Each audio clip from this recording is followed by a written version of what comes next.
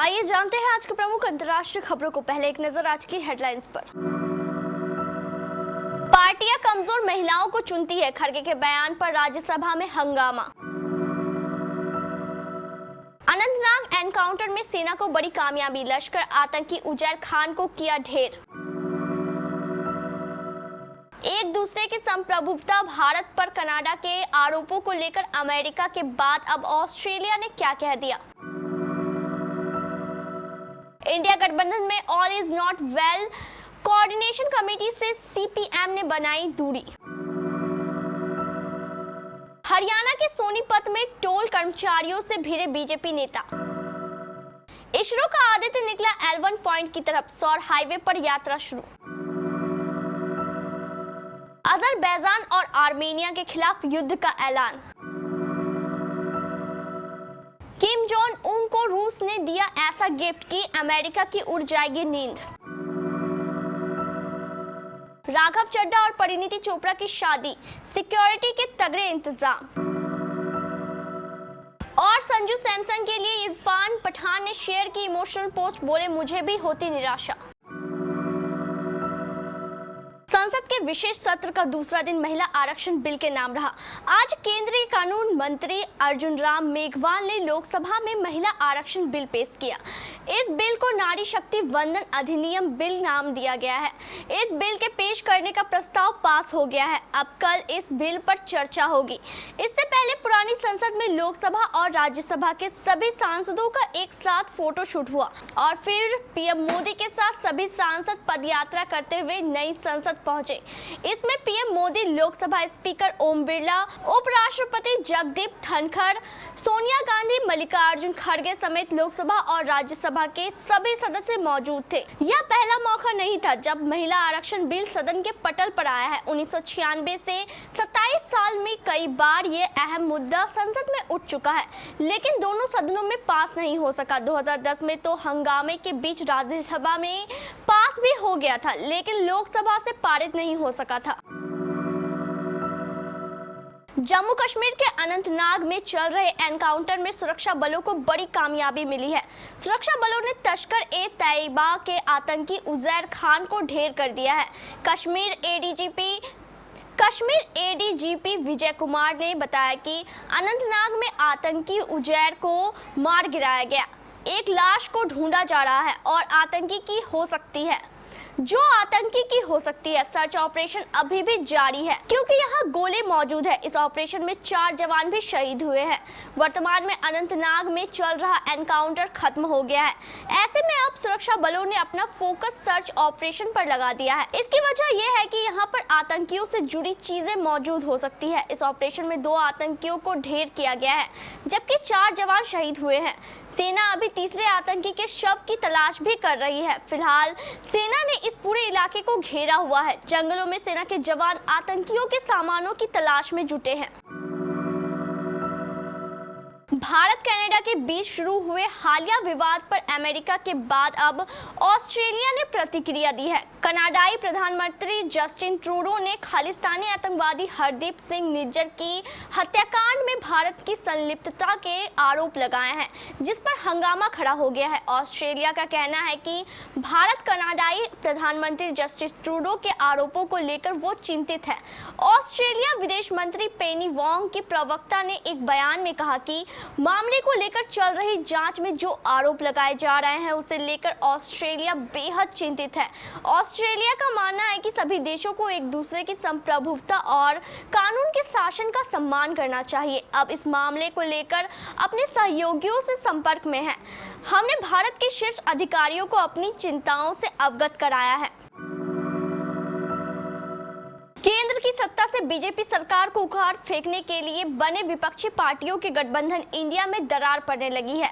मुंबई में हुई गठबंधन की बैठक में कोऑर्डिनेशन कमेटी बनाने और उनमें अपना प्रतिनिधि भेजने की सहमति देने के बावजूद सीपीएम ने यू टर्न ले लिया। टाइम्स ऑफ इंडिया की रिपोर्ट के मुताबिक रविवार 17 सितंबर को कोलकाता में हुई पोलित ब्यूरो की बैठक में यह निर्णय लिया गया है कि पार्टी कोऑर्डिनेशन कमेटी में अपना सदस्य नहीं भेजेगी। हालांकि पार्टी गठबंधन में बनी रहेगी। इसके साथ ही सीपीएम की एक बंगाल इकाई के नेताओं ने स्पष्ट कर दिया है कि लोकसभा चुनाव 2024 में उनकी लड़ाई बीजेपी के साथ साथ टीएमसी के साथ भी होगी। इससे स्पष्ट है कि इंडिया गठबंधन पैन इंडिया लेवल पर बीजेपी के खिलाफ एकजुट मुकाबला नहीं कर सकेगा।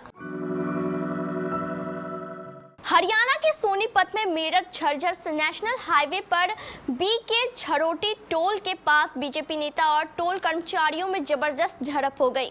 इसके बाद दोनों पक्षों की तरफ से पुलिस थाने में शिकायत दर्ज कराई गई।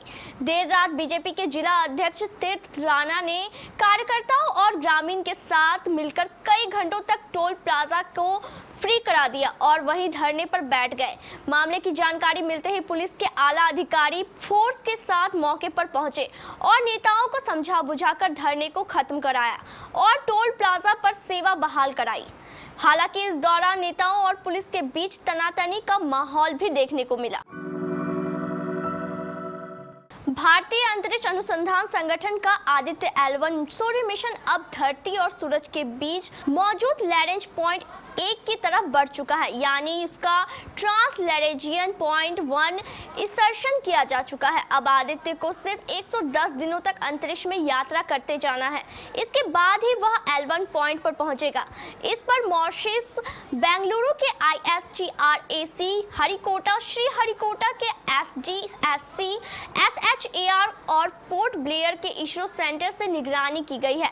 इससे पहले आदित्य ने अपनी तरफ से कुछ डेटा भेजा था जो इसके स्टेप्स यंत्र को कलेक्ट किया था। इस यंत्र ने सुपर थर्मल एनर्जेटिक आयंस और इलेक्ट्रॉन्स को 50,000 किलोमीटर दूर से ही स्टडी करना शुरू कर दिया है।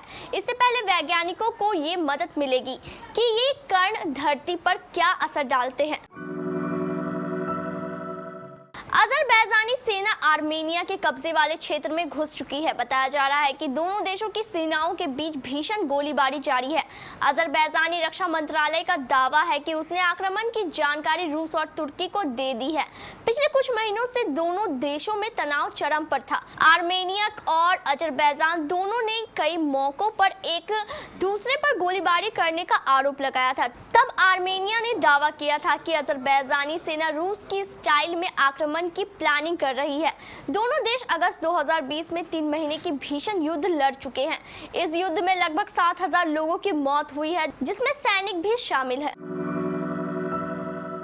उत्तर कोरिया के नेता किम जोंग उन का रूस दौरा खत्म हो चुका है। 7 दिन की रूस यात्रा के बाद किम जोंग उन सोमवार को अपने देश लौट आए। किम जोंग उन खाली हाथ देश नहीं लौटे हैं। रूस संग कई महत्वपूर्ण डील करने के अलावा लौटते वक्त उन्हें वहां से कई गिफ्ट्स भी मिले हैं। मेजबान रूस से मिले इन गिफ्ट्स की चर्चा खूब हो रही है। ऐसे में हर कोई इनके बारे में जानना चाह रहा है। क्रेमलिन के प्रवक्ता दिमित्री पेस्कोव के अनुसार रूसी राष्ट्रपति पुतिन के साथ शिखर सम्मेलन के बाद किम को हाई क्वालिटी वाली रूसी निर्मित राइफल मिली है। किम ने बदले में पुतिन के लिए उत्तर कोरियाई कारीगरों की ओर से बनाई गई राइफल दी है। भारत और ऑस्ट्रेलिया के बीच 22 सितंबर को वनडे सीरीज का आगाज होगा। इसके लिए टीम इंडिया का ऐलान हो चुका है। संजू सैमसन को एक बार फिर से नजरअंदाज कर दिया गया है। सैमसन को टीम इंडिया में जगह नहीं मिली है। भारतीय क्रिकेटर इरफान पठान ने इस पर प्रतिक्रिया दी है। पठान ने सोशल मीडिया पर सैमसन के लिए पोस्ट शेयर की है। टीम इंडिया ने रविचंद्रन अश्विन को मौका दिया है। उनकी वनडे टीम में लंबे वक्त के बाद वापसी हुई है। इरफान ने संजू के लिए ट्विटर पर पोस्ट कर शेयर किया है। उन्होंने लिखा है, अगर मैं संजू सैमसन की जगह होता तो मैं भी निराश होता। सैमसन को वेस्टइंडीज दौरे के लिए टीम इंडिया में जगह नहीं मिली थी, लेकिन इसके बाद वे टीम इंडिया में वापसी नहीं कर सके। संजू को एशिया कप 2023 के लिए मौका नहीं दिया गया और अब भारत और ऑस्ट्रेलिया वनडे सीरीज से भी नजरअंदाज कर दिया गया। उन्होंने भारत के लिए आखिरी T20 मैच आयरलैंड के खिलाफ खेला था। सैमसन ने एक मैच में 40 रन बनाए थे, वहीं आखिरी वनडे वेस्टइंडीज के खिलाफ खेला।